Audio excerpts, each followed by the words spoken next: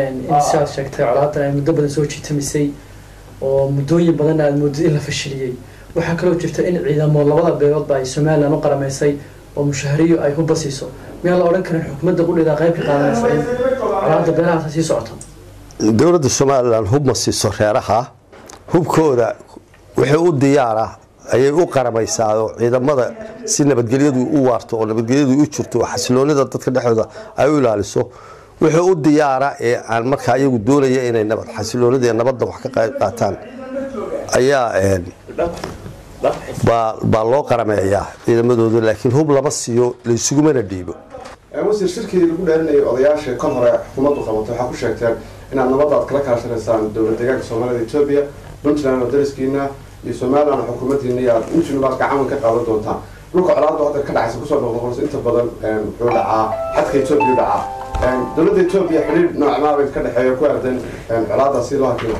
dowladda Ethiopia waa ka wada soconaa iminka hawshan iyada ah nabadaas arinta in deegaanka nabad laga dhaliyo waa ka wada soconaa qorshayaal iyo ballanaanu ka leenahay wasiirka arrimaha gudaha wasiirtahay oo deegaanka ka soo jeeda markii ugu horreysay wasaaradda arrimaha gudaha qabtay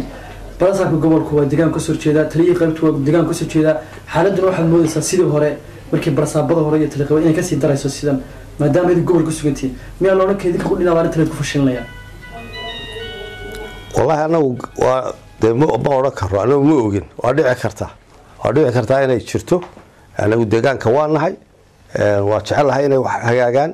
waa taan inta u ordaynay mataqaanaan u dadaalayna inay wax ka qabsoomaan ma suurta gelin dee waa dhici karta ka anagana fashilinaya kuwa uu fashilinay kuwa dhibaatadu dhex taalo muxuu u eegi waay anaga bal meelay wax kale oo lagu fashiliyo dee inuu eegaan bay haydo ay dhinac kale uga wareegaan laakiin anaga inay dadkaas aan masaakiinta iyo dhibaatada haysato iyo colaadda dadka dhex yaala inaanu nagu fashilinaya cidna fashilin maayo dadku buu fashilinaya iyo dadkii